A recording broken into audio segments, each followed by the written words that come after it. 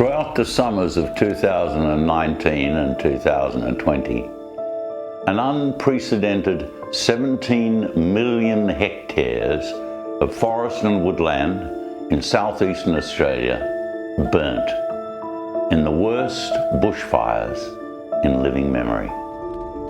An estimated 3 billion animals were killed or displaced.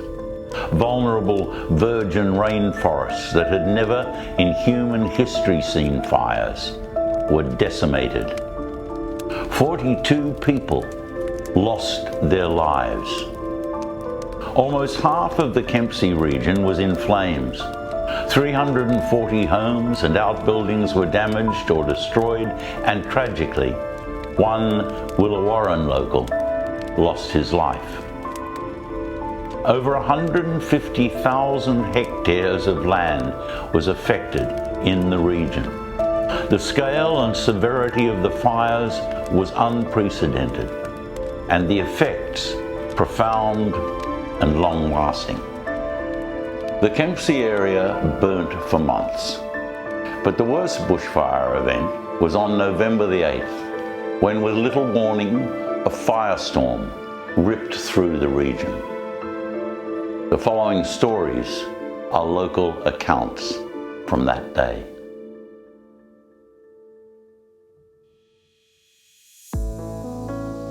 My name is Erica Macaulay. I was a Makeever, and this property was a Makeever holding from the 1870s. It's been in our family, and I'm 5th generation, and we have the 7th generation on the ground already. So it's pretty special to me and to my husband. To see what it's been through over the last few years has been absolutely heartbreaking, and I've witnessed things here in that period of time that I've never seen happen before, and I haven't even heard the old folks from the old days talk of things happening like that. But we did go through some extraordinary seasons and events, and I'm sure I'm only one small story that you'll hear, because everybody has been burnt by it and it's on their brains, and I don't think we'll ever recover really fully. The drought, which was the most soul-destroying of all things, was doing the rounds of the bog holes every day, and every second day there's another cow going to the cemetery that we couldn't source feed, and you couldn't sell them, and we just gave them rations of feed, and we probably now are at about a third of the number of breeders that we should be at, but now we can't afford to buy back in, so we're going to have years of rebuilding. So leading on from the drought, on October the 16th there was a dry lightning strike up the creek in the national parks, and the next morning I saw one chimney of smoke, and I phoned the RFS and I phoned National Parks to say that there's a single chimney of smoke up there. They could probably get it put out with 3 drops of water out of a chopper, and that would have been the end of it. But Parks and Wildlife chopper came up a couple of hours after I called them. They had a look. 5 hours later there's still nothing happening, and the wind had gotten up as it did every afternoon, and by that stage it had blown right up into the main head of the creek and it had gone everywhere. So from then on we had 4 choppers, 2 RFS ones and 2 National Park ones, parked over on a flat paddock across the creek there. For 3 weeks they bombed this fire, trying to control it, and just couldn't make head nor tail of it. Because they hadn't maintained the fire trails up the creek for access, it was very difficult. RFS people that came up here were from Sydney, and they had no idea of the terrain, and so they were really in above their head, over their heads really. Our men folk up here were fighting it from the 17th of October right through to the beginning of November, and then there was a bit of a lull, and the men were so exhausted that Kempsey Cup was on the 8th of November. So we said to the 2 boys, my cousin Tom and to Pete, we want you to pack a bag, go to town, go to the races and have a nice break. And they got to the second race, and I had to call him because it had taken off, and it really took off. And that's when it went right through to Taruka and took out Willawarren, and I'm quite sure everyone would have told you all those stories. They're not my stories, but that was our fire. By that stage, RFS couldn't get here because one of the bridges to access us here was burnt out, and there was no access that way because of the fire. The choppers were gone. The RFS choppers were working the Bonny Hills and the coastal area over there, and the two National Parks choppers were in Sydney because there'd been a couple of arson attacks down there, and that's where those choppers ended up. So having been forcibly put into a sense of security here with the choppers for so long, we were suddenly all alone, back fighting fires the way we used to do in the old days, with the men teaming up and pursuing it in fronts where they knew they could hold it, burning back where they needed to. And so they worked all day and well into the night, and the women folk sat watch all night, and any flare-ups would get the men going again. But it was terribly hard, I must say. We were very blessed when no one could get to us. All the local blockies, we call them blockies, the ones that have brought in recently, all the men folk banded together in pairs. We supplied water tankers for them and spray units for them, and they just worked as teams, and the women fed them. Two of the fellows stayed here in this house for, 2 weeks, just helping us hold our front country, which we did. This was sort of where everybody stopped and debriefed and caught their breath and had a drink and a feed. Well, we had a fire plan, as we all should do.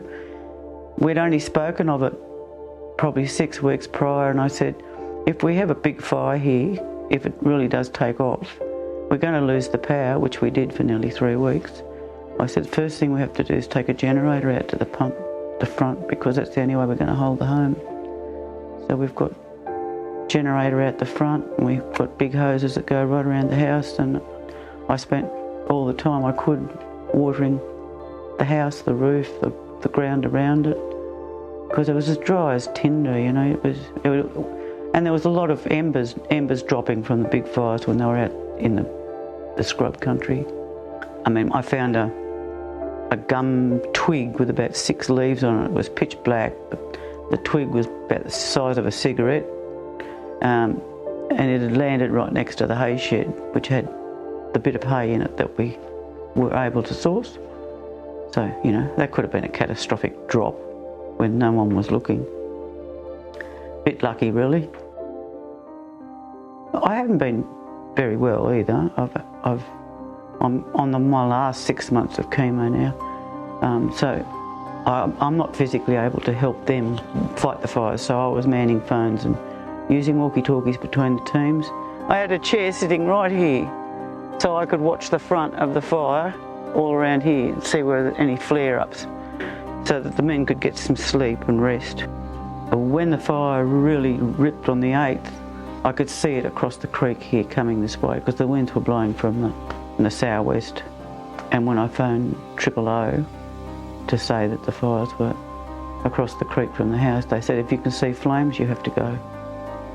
But we couldn't get out, and they couldn't listen to that. I had the car and the vehicle packed, and the burnt out paddocks were our safe spot, so if it was coming for us, that's where we were going to go. We'd take the vehicles to there and we'd save ourselves in a burnt out paddock. I know that when this fire took off, with the winds after it, it went west. It was called Carrai East, Carrai West. It was called Jacob's Fire. It was called every fire under the sun, but it started in one place. Am I burning about that fire up there? I am a bit. I hadn't left here since that fire started, and then the council had a debriefing at the Willawarren Hall, and we all went, and I just had this awful sense of shame that I couldn't face people, because I felt like it was our fire, and it had turned around and done that and taken a man's life. But of course that's not rational thinking. That is just how it was for me.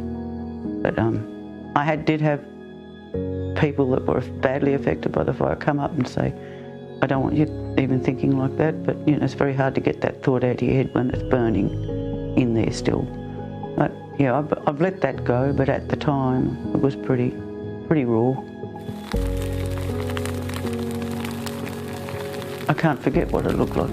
I've never seen colour like I saw. I've never seen their own weather patterns forming within themselves. They were just wild. They were purple. They were red. Had hazes of blue amongst it. It was just, yeah, no, I can't forget the vision. We maintained this open country here. We held that. So we didn't have the freight train coming past our door.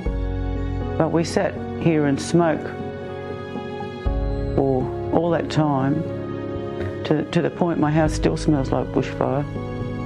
All the soft cushionings and the carpets and everything, I'd have to have the place properly steam cleaned to get rid of that. And there's still soot everywhere. So there's constant reminders of it. Not that I need to have any more reminders of it, but yeah. Just the devastation of the drought, first of all, and the devastation on our livestock that we just, that's what we live for. And then to have this happen after it was just, was cruel, really cruel. A lot of our cattle that we lost through the drought and a lot of our neighbours' cattle that we pulled out of dams that had died, they were taken to the top of the hill up here, which is our cemetery for the cattle, and the shame of having the chopper pilots flying over them every day fighting this fire was pretty raw and horrific. And I remember talking to one fellow and I said, I don't suppose you can source water out of those dams of my neighbours over there? And he said, no, we tried, but just you couldn't get in there because of the dead cattle in them. I think the drought was the killer, and then the fire on top was just the icing on the cake, pretty much. I have a feeling in my own heart about, you know, you build a fence and you put stock behind a fence. You're in charge of where they go and what they can eat. And if you can't supply their feed sufficiently, you shouldn't have them. But we were all in the same boat. The shame is those fellas seeing from elsewhere that hadn't been through what we'd been through, just seeing the evidence of death in the cemetery up there. Yeah. It's just that we got a reprieve after the fire, I think, just prior to Christmas or prior to New Year. I'm not quite sure when we got the rains. And because the country had been non-productive for so long, it just took off, and I've never seen feed grow like it. Best season I've ever seen, and I think most people say the same thing to you. So the 1/3 of a herd that survived, they're still here. Just the fact alone that we lost so many cattle prior to the fires, and then in the fires, we're not going to be trading cattle because we can't afford to buy back in, so we're going to have to breed back up. And anyone that's been on the land will know that takes years, and you probably never quite recover the quality of stock you had prior to losing them, because you're going to keep every heifer that hits the ground, regardless of what it looks like, to get some money for the future, but that's years away. Yeah, we won't be trading cattle for good, well, we'll be trading cattle, but we won't be trading at our normal rate for a long time to come. So they're going to be hard years ahead, very hard years. It all happened so close together, I think that's what it is. You didn't have time to catch your breath between each huge event. Drought, devastating drought. Then bang, fire, devastating fire. Then a flood, which was pretty bad. And now we've got a mouse plague. And I'm guessing we'll probably get a blizzard in the middle of winter this year, just to top it off. After that, you have all the repairs We did receive a lot of help. Blaze Aid were amazing. They offered to help, and we said, well, if we could get some materials from you, that'd be very helpful, but we'll do the work ourselves. We don't want to take your workers away from what you're doing. And I think they're still working in the valley. The people who came supplied food and goods to the Willawarren Hall, and put on that special day for the kids who must have been so traumatised. People were wonderful. The community just came together and it was just like open arms, really it was. It was like open arms around a whole little village or area that had suffered so much. Yeah, a lot of soul searching. You should know better, but you don't. At the time, you just can't get your head past it all. It's just, you're burned yourself, you're burned to the soul. Well, I'm better than I was, yeah. But I can't find the energy to address cleaning the filth out of the house from the soot and everything else that's happened. I've just lost that mojo. This house that I was once so proud of has now become a bit hard for me to handle. And as for doing the outside work, well, even Pete's sort of slowed down a bit too. Like it's hard to go do those fences. And then when we had the flood just recently, the fencing from that, well, there's a lot of fencing we've got to repair yet, but he just hasn't got the strength to do it either. Well, we're just one foot in front of the other. I don't know how long that will go on for. It can't go on forever, surely. Where do we turn? How do we change that? Or is it just part of the cycle of life, and we're at that stage in our lives now that we've turned 70 that we're on the end of our working days, I know that, but farmers never hang up their shingle. They farm till they drop, don't they? I've travelled the world. I've spent many years away from here and can't find a way to live any other way. This was the only place that was home, only ever place that was home. So I don't want to go. Pete doesn't want to go. This is home. We're out feet first.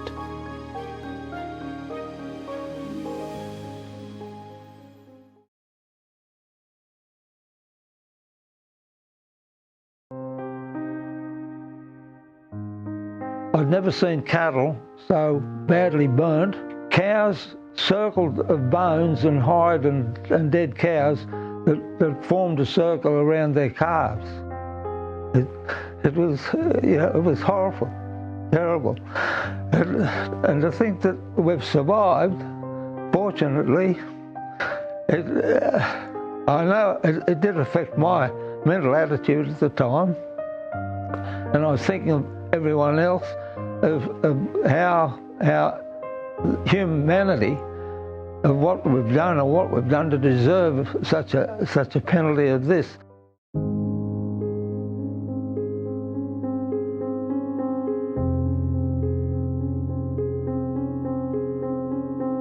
Commonly known as Dick Fisher from the Upper Macleay. People have probably called me a lot worse than that. So I married Coralie Scott and raised a family of 2 daughters. We've been at Glenelg here since 1978. The property's got a lot of history with it.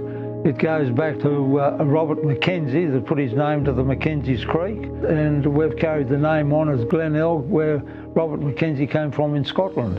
We've got 1,200 hectares in total, all beef cattle. We've got nice river frontage, and which complements a lot of the ridge country to the south and west of us. Been a very good property to us over the years, and just love it so much, and don't intend leaving it until we're carried out. It's all so different now. The countryside and nature has got an absolutely remarkable tenacity to recover. Like even our lawn here, it's hard to imagine. We didn't have it, everything was all dead. The grass there was no grass on it. From 5 years of drought, the country was so dry, then all of a sudden the fires started. Unfortunately, as we all know now, that these fires the way that they came down and amalgamated themselves with the various other blazes that were in the areas, I don't think anyone alive today would remember of an event such as this. It's just so catastrophic. The magnitude of the fire, the area, the people affected, it's absolutely just disastrous. It's disastrous. When Bellbrook was evacuated and Mount Anderson went up in fire, I've never seen the fire go from the base of Nulla Creek to the top of Anderson's. Was just a wall of red flame. It was just so frightening. It was absolutely mind-boggling and amazing and staggering to think that, you know, who's going to survive out of this. But the firestorm would have been about 2 kilometres to the south of us. I had never witnessed anything in my life. It was like something out of Dante's Inferno. Well, the roar of it, in times, I've heard the river, which coming from Sydney used to remind me of the underground Wynyard and Town Hall railway stations when the trains were running. It was attractive in one way, with all the ignition and noise and roar of the fire.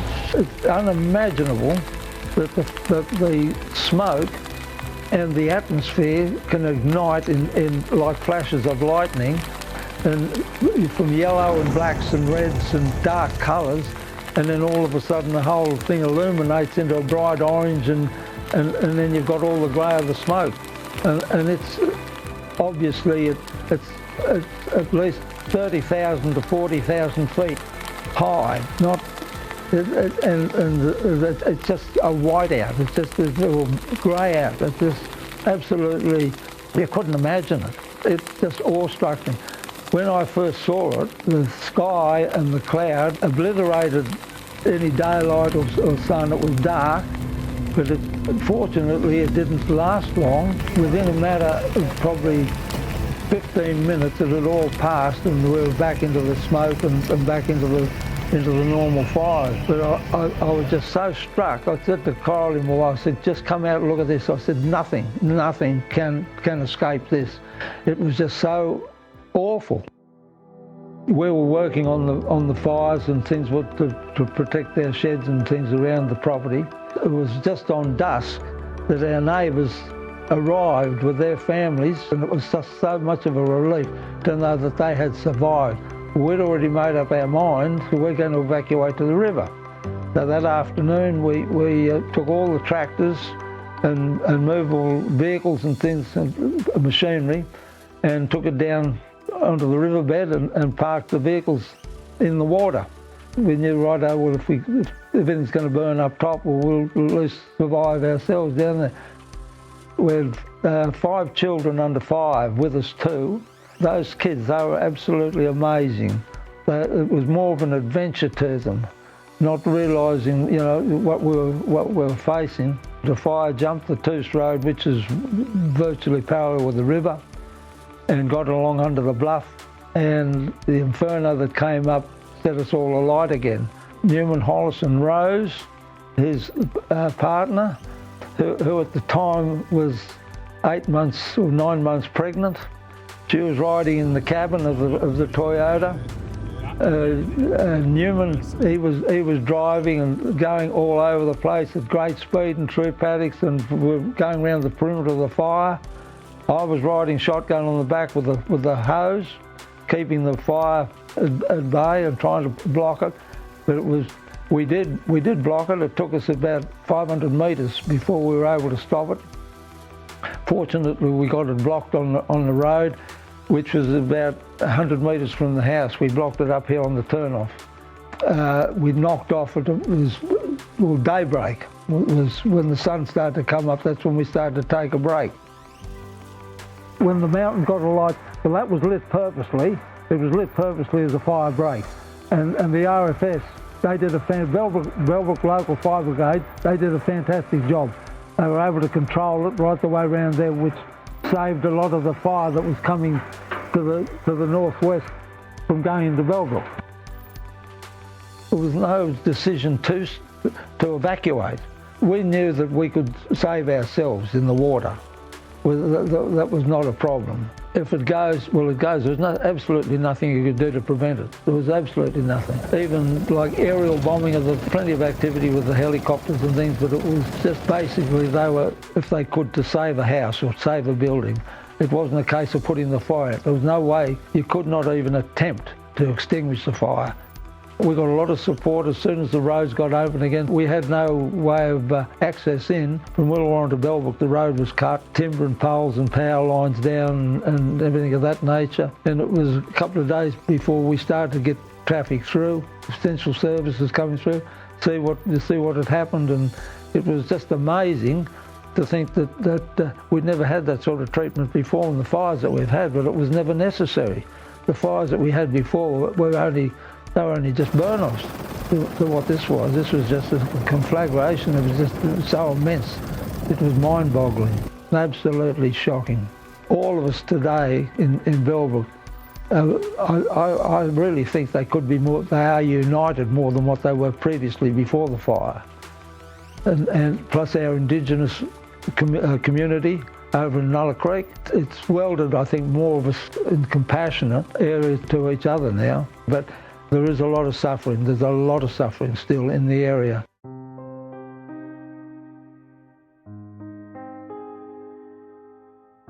The fires were such destruction, I'll never forget it.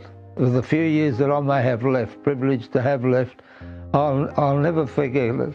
And I know, I'm sorry to be a bit emotional at this, but from seeing that destruction, it's just hard to know that the people that are going to come on and our inheritors of our properties and things, that to know that this can happen, well, it is absolutely terrible. I did suffer mentally, I don't mind admitting it. It'll never be erased. It'll be something that in our lives, we're going to have it forever. The people that I give my well-being to was the Blaze Aid. When Blaze Aid came out and started working and repairing our fences and giving us a hand, I just sat around and just thought, you know, what's the use? What's the use? I'm quite certain they appreciated the condition I was in, and they offered me a lot of support in just carrying on doing what they can, asking for advice, how to do this, and they got me back working. They got my mentality back and started to climb out of it. And there was one occasion there which I had the Blaze Aid people there with me. I was assisting them in the bush, and I saw this two shapes sitting up in a limb, and I thought, now what on earth could that be? And I thought, surely something's not survived this fire. And they came over and we had a look at the remains of two birds, which I assume could have been owls, sitting, or they were side by side, stuck to the trees. They'd been not burnt right out, but I think the smoke must have killed them, and they could not fly and just dehydrated. They were singed and burnt, but these two little birds sitting on that limb side by side. Yeah, it's absolutely amazing. You know, so well, I thought at first something survived it, but they hadn't. But there was like an epitaph of what the conditions were in the bush. After the fires, we were feeding about 150 head, and some of those cattle that came in, they were lame and limping, and unfortunately their feet were burnt. The shell was burnt off the feet. That's up to a foot deep in ash. The cattle that survived the main fire, walking through that ash, did the damage to the shell on their hooves, and we had to put them down because there was you couldn't travel them, and they were getting to a stage where they couldn't walk in to get feed, and we couldn't take feed out to them. It was the survival of the fittest, basically. But I mean to say, the destruction, it's going to be years and years before our native wildlife. It's not only the koala bears, they've suffered horribly, but so have all our native and wildlife, our flora and fauna in Australia. It's been absolutely decimated, and how many hundreds of years it's going to take before we start to recover, if we can recover. I know if anyone had come along to me and offered me to buy the place out, it would have taken my family. They'd have to chain me down not to accept it. It really affected me, and I don't mind admitting it. But now, I don't say I'm completely over it, but there's a light at the end of the tunnel, and I'm working strongly towards it, and I know that we've got to carry on. You have other disasters and things around the world, but this is just our own personal. It's when an event happens in the family, well, our family, Australia, we're all suffering, and we're all united, hopefully, with each other to get it back on course again.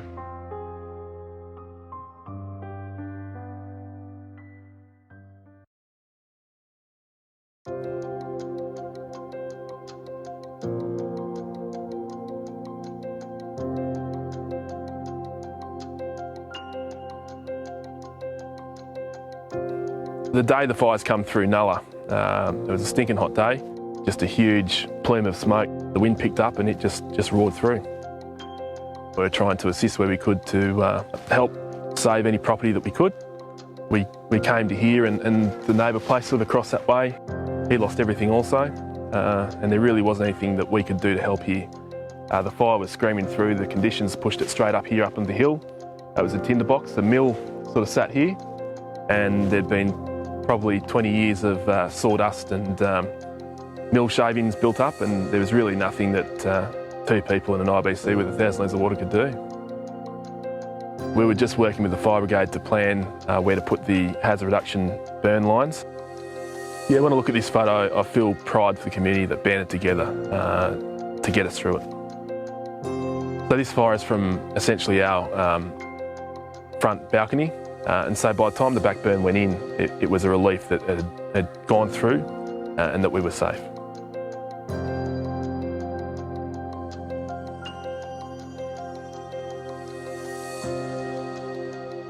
So I came up here on the Friday. I was allowed to come up, and what I saw was just total devastation. But what I also saw was a huge community effort to try and save this school. And the work that our local fire brigade did was just incredible. Not only the fire brigade, we got neighbours around who also rallied, and we're not going to let the school burn. And you feel in awe and humble when you speak to guys who've done that. I took this photo standing here just after we had pretty much saved our houses. It was coming from all angles, like down the sides of the hills, up the front of the paddock, and then also down along the road there. So we moved in a clockwise circle around the house, burning off and putting out fires. And there's a tiny little speck in this photo here. That's one of the helicopters that was helping us out at the time. We had about 3, and one of the jets. They were all helping from the sky. So as much as it kind of looks in this photo like we were out here alone, we had an insane amount of help. And this photo was taken straight after those 3 hours. We were filling the tank back up with water so that we could head back out and move on to the next, which was our neighbours and then their neighbours, and then it was very, very real, and it's definitely not something that's just going to go away. I think as a community it's been not as quick for us to bounce back as it has been for the trees with the rain.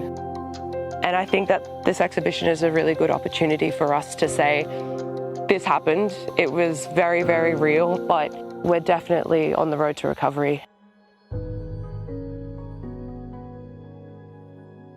It's amazing to be standing here today, 12 months on, to officially open this exhibition. Thank you all for coming, and it's a beautiful day here on the Macleay, which is so unlike what we saw this time 12 months ago. So I now officially open the exhibition. Thank you all for coming, and as we look forward to the future, we know that we are so proud to be Macleay Valley people.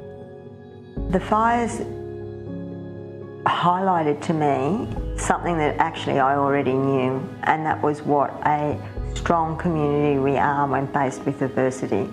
We just get in and help one another, stand up, do what has to be done without too much fuss and just get on with it. It's really beautiful to see.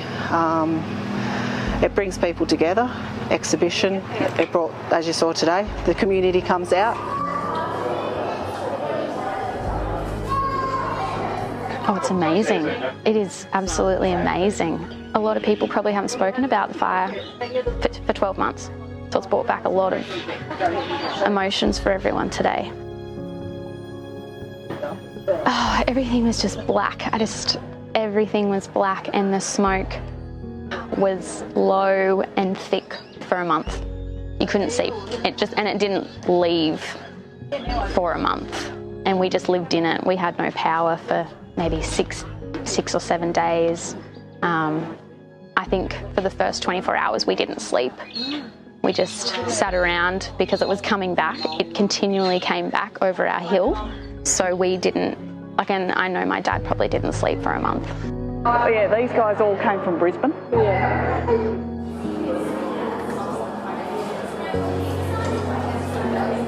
Just starting, just sort of, up but still had that smell. Every day you were, when's it our turn? Because it just kept progressing, like around the valley, just kept it moving, and you were listening. Everyone had the app on their phone, and the ping of that was just like, where now? And you were constantly like on alert, and definitely were waiting for your turn. The community, they always rally together during crises, during people needing help. We've always done that. I think being a small community, you know everybody, your friends, even if you're not friends, you always know somebody that knows somebody. I took a week off work because I felt like a born and bred local Willawarra girl. It was my job to help our community and the people. There was people way worse off than I who lost houses, who've got kids, that lost everything. Like, just imagining not having a home, anything, only your clothes on your back, that would be pretty hard to take, I think. The fire just kept coming, and the hills were on fire, and there was no organisation because we weren't prepared. And I was thinking, what a freaking idiot I was.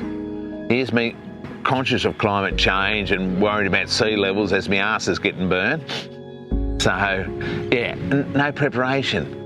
I sort of, as bad as it was, I sort of come out of it as a bit of a positive at the same time. To me now I've been through it, I've been through the experience, I'll know, now I know for next time. You've got that little bit of experience, you'll have the heads up, and you'll be ready, sort of thing. You've got to look at it that way. You've got to, as bad as everything is, you've got to try and take some sort of positive out of it. And it's just one experience I've got under my belt now, so. It was a monster that was coming, and we had no warning, and no one came, and it was catastrophic. It took everything by the house. It took headers and bulldozers and fences and sheds, and another house that our caretaker lived in. We had no water, we had no fences, we had 2 stallions that got out together. We lost some working dogs. Just lost so much so quickly, and it was just devastating. I think out of the ashes comes some really good stuff, I don't want to do it again, just yet, but I think we'd be more prepared. I really do.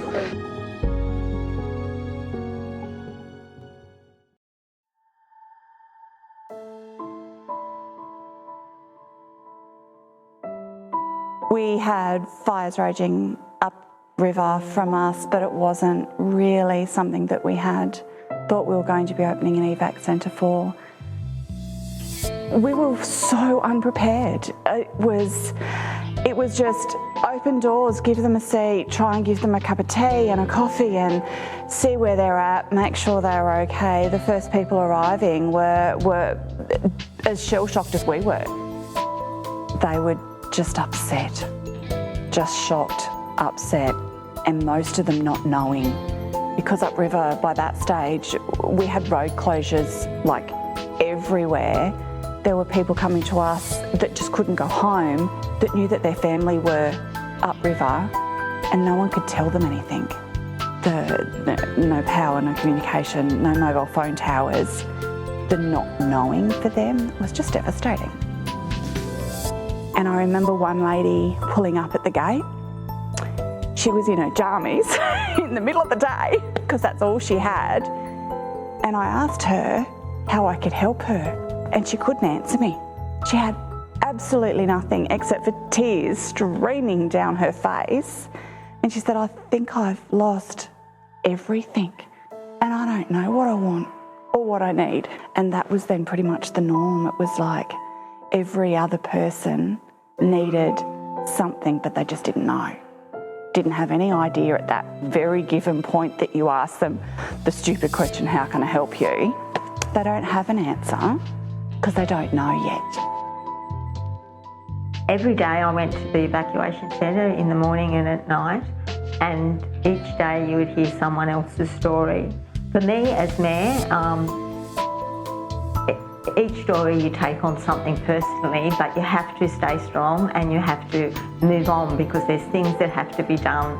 So most of the time in that early period was just focused on getting things done that we had to get done, making sure that the assistance was there for everybody, working with the other levels of government that needed to know what we needed to get through this. This space was wall-to-wall people. So we had 9 service providers working out of this space. The community were amazing. They had donated so much stuff for people who had lost everything. We had salvos doing food service. We had chaplains here doing counselling and talking to people.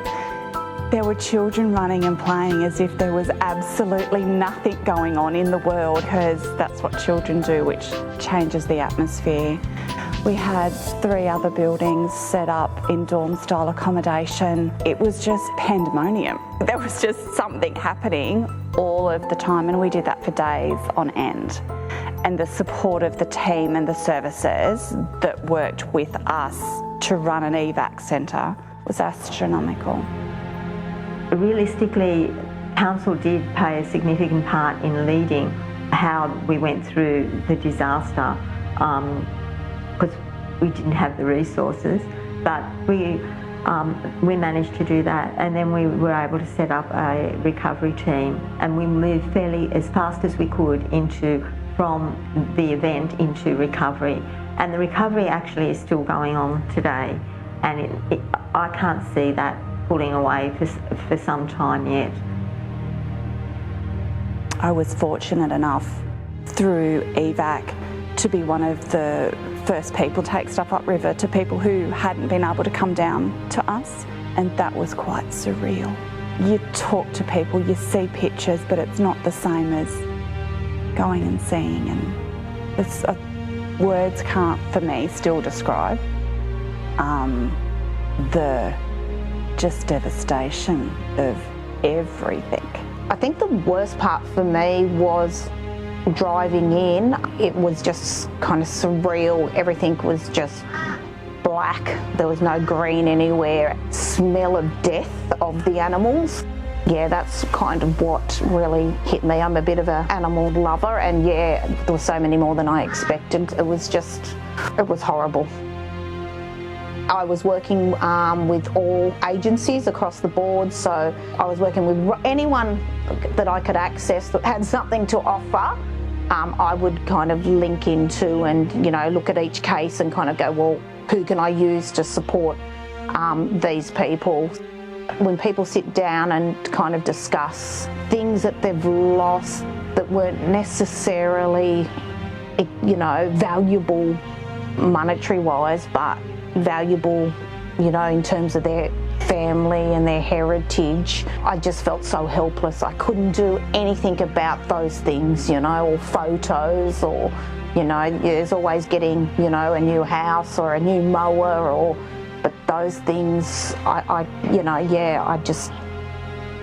I couldn't do anything for them, and it was just, you know, horrible. Not everyone came forward because they were just thinking, oh, well, we've got to get on with it. You know, that there's that pride, but there was also that communications up there after the fire. There's, you know what I mean, there's no, you know, no mobile service, there's no landlines, obviously internet and things like that. So, or there was those other people that thought they were going to be able to do it on their own. And I had to respect sometimes people said, you know, no, and that was it. And I just kind of said, look, here's my card. And if you change your mind down the track, you know, give me a call. And some did, and some still, you know, didn't. The spirit they showed, the generosity they showed to each other, their sense of humour amongst it all. And I kind of really related, you know, to that, the inappropriate, you know, kind of jokes and, you know, things like that. They were pretty amazing, I think, you know. I've probably made, you know, friends for life there with some of them. The bushfire has been dreadful in so many aspects. There are some positives to, you know, to take out of it. You know, that interagency kind of collaboration now I feel is, you know, so much stronger than it was, yeah, before the fires. And yeah, the fires horribly brought everyone back together. There was so much compassion, so much giving, caring and friendship that on a normal day to day, people don't see that. They don't recognise that there is community within community. And I think for me, it highlighted that there is so many people helping this community to stay together.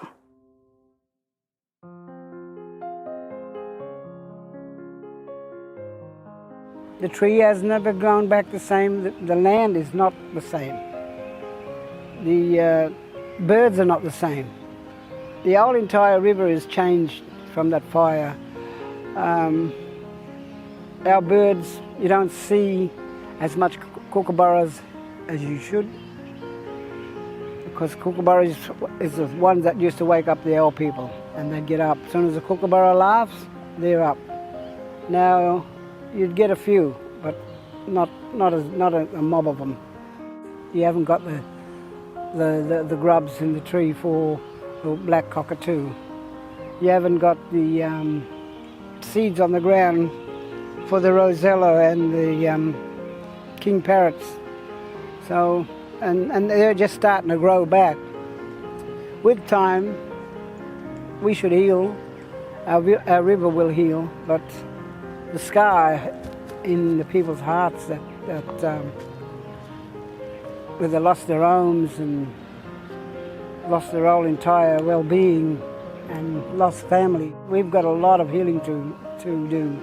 Now it's knowledge and understanding that we pass this on. They got to burn off at the right time. We was passed down, like to the men, to burn off at a certain time. Burn off before August, because August get the wind. So you burn off in June, May, June, July. So we've got our young men up in Bellbrook there, up in Nulla Creek Aboriginal Reserve. We've got them going out and showing landowners how to burn off. Burn off in a section, leave that for a week, and then burn off another section. You don't burn the whole entire property because it gets out of hand. You can't, the wind, the weather is, Mother Nature is, she's unpredictable. Nature, Mother Earth, she's telling us something. Wake up to yourselves, or, because she's very cranky at the moment. She's unpredictable. Yeah, this fire brought us together. We all was going through the same thing. It was no different for this person or that person or for myself. We were all going through these stages of what we're gonna do for our children. Worried about our homes. When I look back at this, you'll never see it again. It was the whole entire river got together and became one. It was sharing and caring and loving and hello and how you going, you know. It was, we had that bond there. We can always have that bond there. We don't need a disaster to pull us together. We need that bonding so our children can grow up and be kind to one another.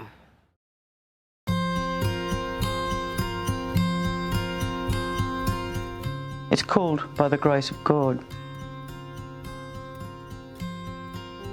Their flanks are full and the grass is high. There's fattened vealers by their side. A striking contrast, one might say, to the sadder sights of yesterday. The gods have smiled upon this earth and sent the rains to bring rebirth. The dying stock that struggles through now gorge on pastures green and new. The city folk can't understand how life can be here on the land. They only hear the bushy's verse, too wet, too dry, too hot they curse. But it's not for them that they swear and shout, it's for the stock they care about. It breaks their hearts when droughts descend. They spell and cruel and tortured end. Year after year they struggle through. Their spirits break and their hearts do too. Excuse us if we think you're vain when you jog off to your gym to train. You think your weekly workout's hard, and then you pay some struggler to mow your yard. He's probably come down from the bush to eke a living from the city push.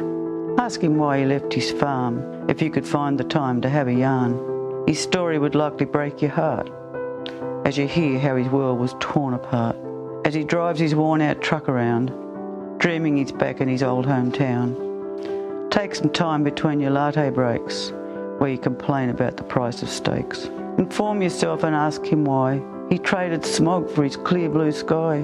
You'll probably hear how his family split when the fourth cruel year of drought hit. He might tell you how the banks foreclosed when the last one's singing with the feasting crows. You might wonder why joy shows no sign when he speaks of the banker's profit line. Weathered lines upon his face make him seem a little out of place. Like a Brumby forced from his mountain run, he longs from the place where his life begun. If you dared to touch him, then you would see he has the rare seeing gift of humility. A gentle soul, yet tough and strong. A diamond rough who would do no wrong. Yes, he's rougher than you city folk, but it's truth you'll hear when he has spoke. His guard is toughened to protect his heart. If he let it drop, he would fall apart. So don't think that farming is a game he plays. You only glimpse a hint on your holidays. The bushies seldom show their fears, though their hearts may break, you'll never see their tears. Yes, we have the choice to stay or run and pursue the folly of your yuppie fun. We could pull up stakes and move to the coast and eat free-range organic roasts and kid ourselves the view's worth a mint as we walk on ground as hard as flint. But that plastic lifestyle's not for us. We'd rather plod through mud or choke on dust. There's a truth and honesty in soiling your hands, a quiet humility living from your lands. You clock on when the daylight breaks, and you work till dark if that's what it takes. No personal trainers are required around here, no Pilates or yoga or brand name gear. It's a simple, tough but honest life, with a future chancy as a rolling dice. So, for as long as God above permits, and while we can retain our wits, we'll hedge our bets and chance our fates. For after all, that's all it takes. When your heart is rooted in this country's earth, you can feel its value and taste its worth. We're luckier than that bloke you met, as our losing hand is not dealt yet. I hope.